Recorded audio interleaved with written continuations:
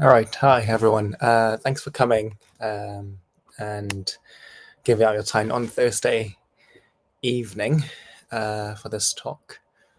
There are a couple of more people that signed up, but I think we'll just get started and they can join later. Okay.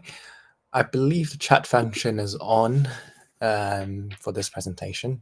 So if you run into any questions or there's anything that you want me to clarify or go over again, please just put in the chat and I'll come back and forth in the presentation to help answer any of the queries.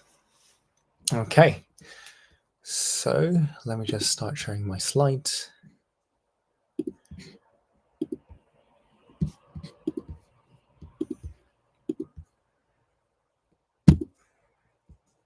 Okay, that should then be visible now. So good evening, everyone. I'm Jason, one of the F1s now in Gloucester, down in Seven Deanery. Currently working a psych job, but I've got a keen interest in surgery and especially ENT. And I hope to share with you some of the things I've learnt in medical school and on my placements for ENT in terms of the emergencies that they deal with.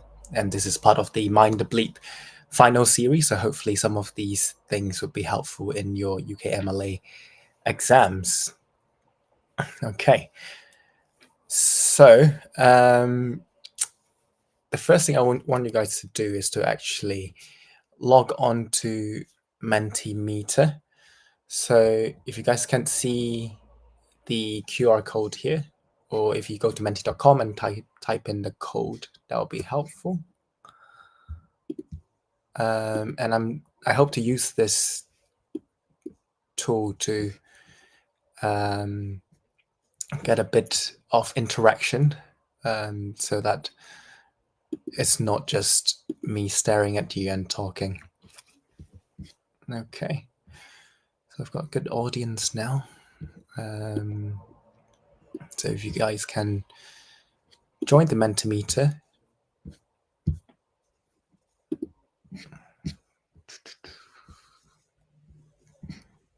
Okay.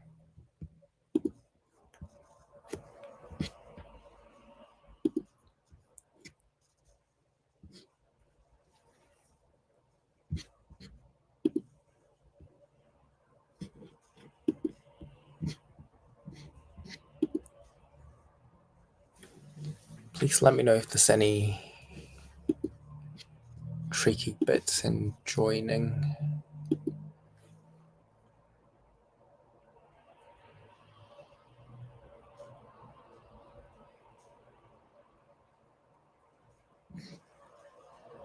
Okay.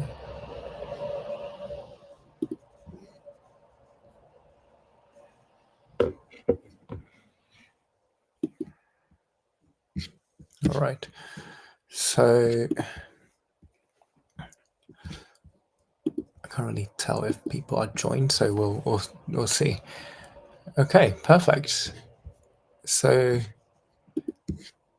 yeah, so if people have seen the first question, I would like to get an understanding of what sort of ENT emergencies have you been taught and or have come across during your placement, which give me a bit of an understanding of what you guys have known or yeah. So if I hide that.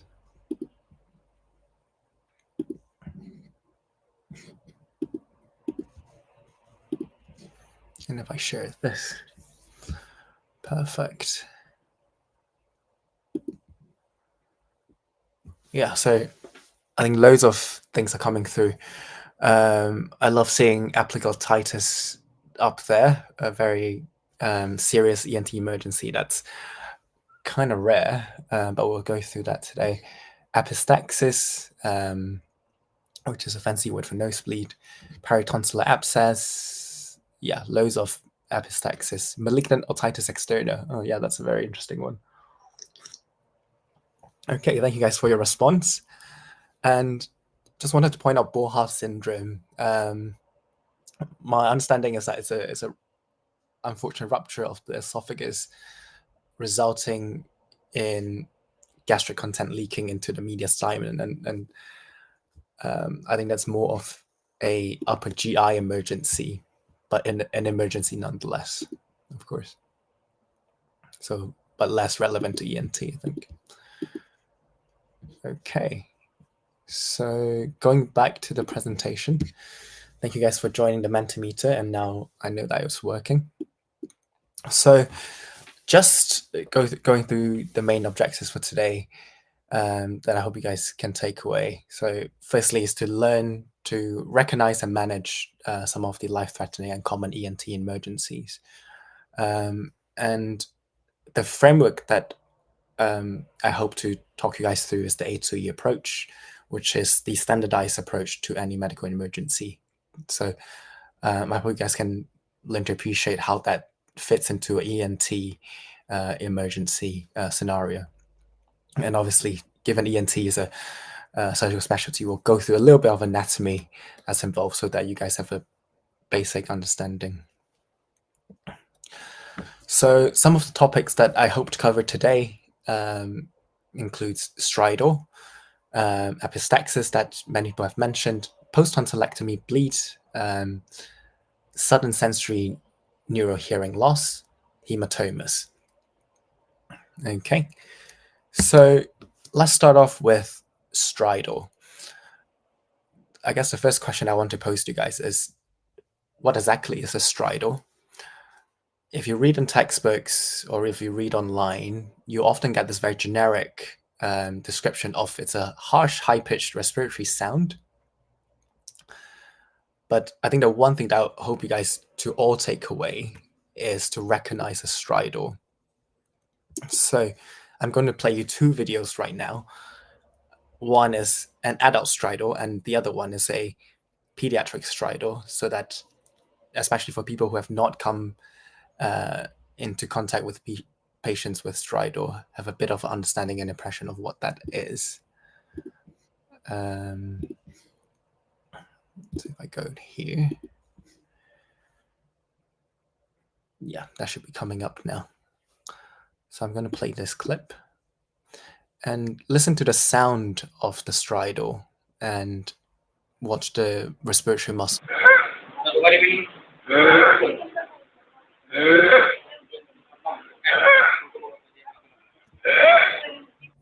And as you can see, there's a sort of a paradoxical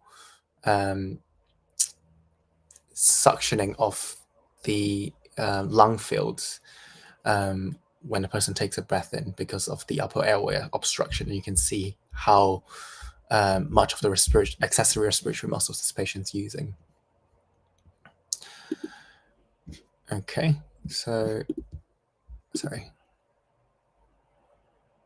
I'll now play the pediatric stridor.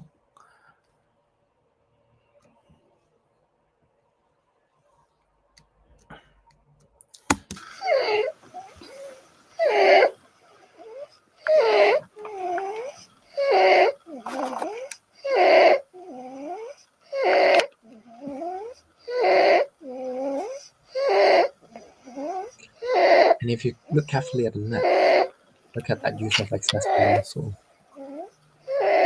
and that seesaw breathing.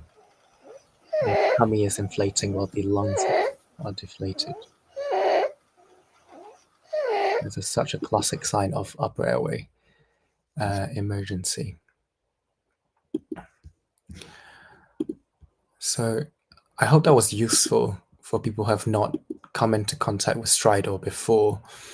And I hope that's a sound that you'll never hear. But now that you've heard it before, and I hope you guys will be able to recognize this sound. So it's exactly what it's described as. It's such a high-pitched, harsh respiratory sound, and in those cases were inspiratory.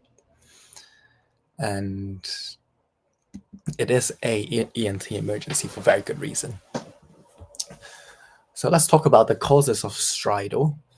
It'll be helpful to put into 3 different classifications: extraluminal, intraluminal, and luminal. And what that really means is that if you think about the airway as a tube, extraluminal means the things that's pushing onto tube from the outside. Intraluminal literally means what's in the tube itself, and luminal refers to the wall of the tubing. Okay, so some of the examples of extraluminal causes of stridor or upper airway obstruction could be a tumor, thyroid tumor, for example, or a deep neck abscess pushing onto the airway, hematomas after surgery, or any sort of trauma, blunt trauma to the neck. And intraluminal causes of stridor, as many of you guys have mentioned, foreign body, especially in pediatric cases. Things like blood and secretions that are blocking the upper airway could be also causes of intraluminal stridor. And luminal, referring to the tube, so any inflammation or swelling, any swelling due to inflammation, infection, would be a cause of stridor. So many of you guys have mentioned epiglottitis in this case. And croup, which is a very common pediatric pathology in the winter. It's sort of the inflammation of the larynx and also the sort of trachea epithelial lining caused by white cells infiltration, and that in itself it's a cause of stridor.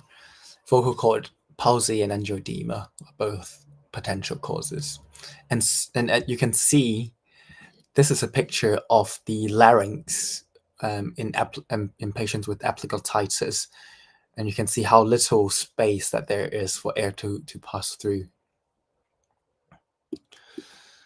And just a quick recap of the anatomy of the larynx, which is your voice box, this cartilaginous structure that forms the upper part of your airway.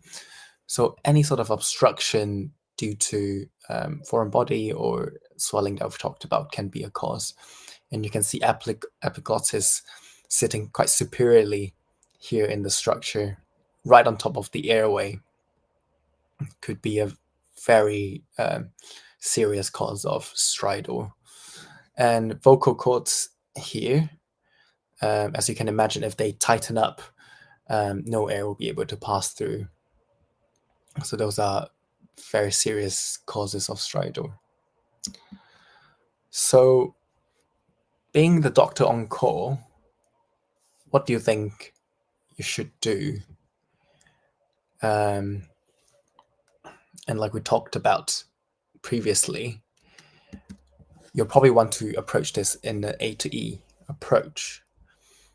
So I want you guys to go back to your mentimeter.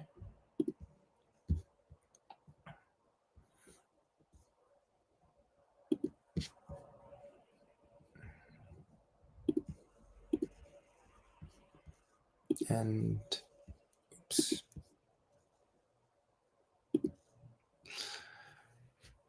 I want you guys to help me answer what you think the A to E approach involves. What are some of the principles you've heard about, or what do those letters mean? Things like that. So if people can give me an idea of what you know about A to E, will be helpful.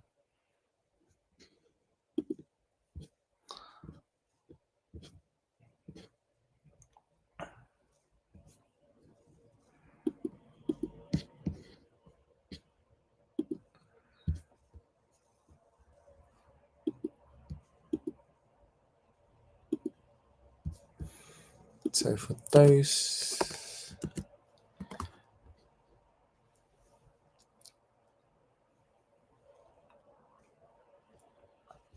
who have not been able to log in, there's the Menti link in the chat.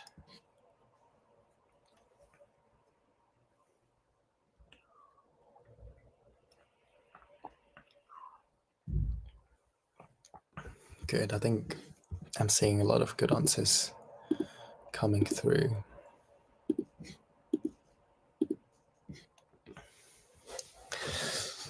Perfect.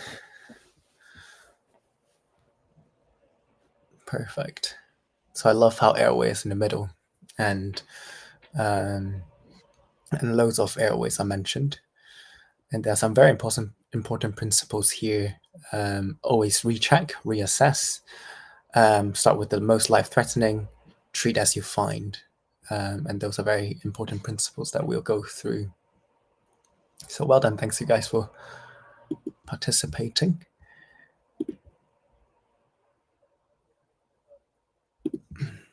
So going back to the presentation. So this is from Resource Council UK. So the A2E approach refers to this sequence from airway moving to exposure. So A stands for airway, B stands for breathing, C for circulation, D disability, and E for exposure. And in each part, you deal with the problem as you find it. So you treat and assess your response and only move on when the life-threatening problem is treated. So let's go through each of them in sequence. So airway is any obstruction to the patency of the airway. So we've talked about all the causes of the stridor.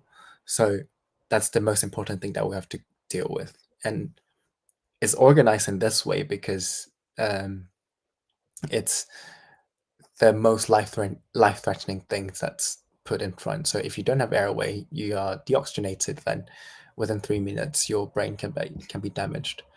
And for breathing, things that you look for are respiratory rate, oxygen saturations, how clear are their lungs, any crackles or any breath sounds.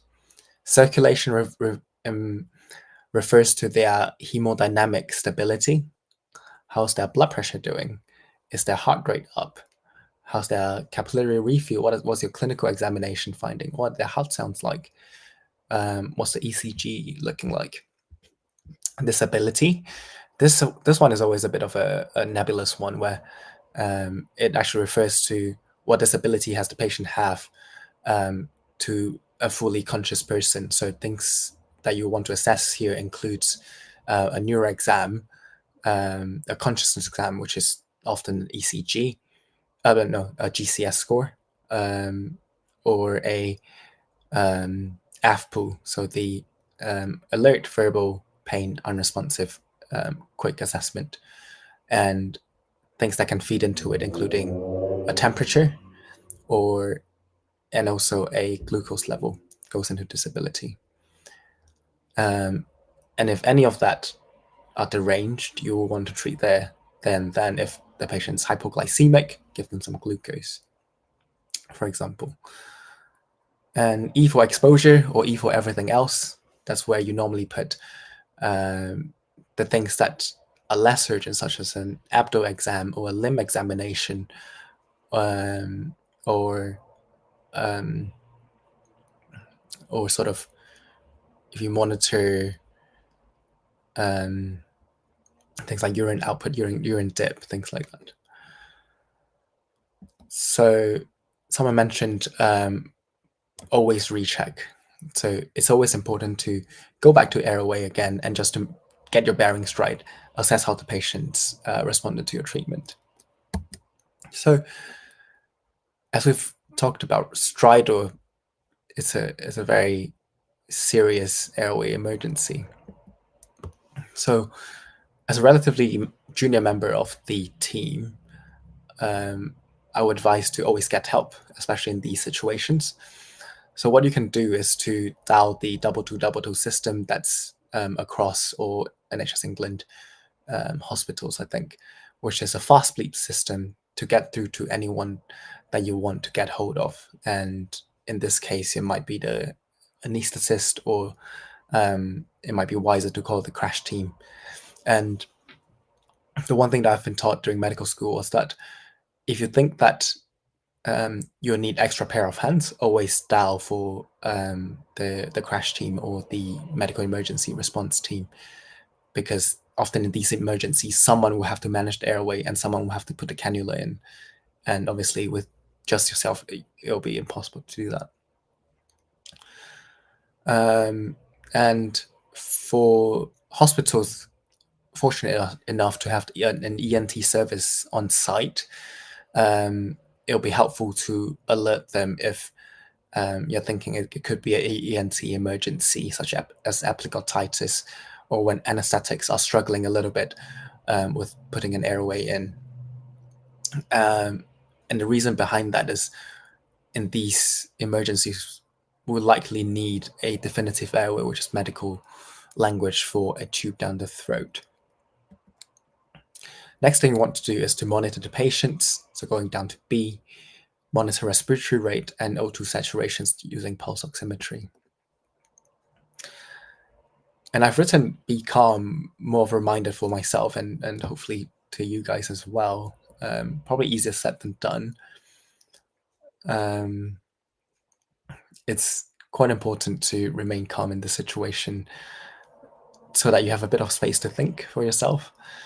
And also, patient could deteriorate quite quickly if they're all worked up and quite anxious throughout the situation, because when they hyperventilate, given that there's so little airway, it might cause an imminent collapse.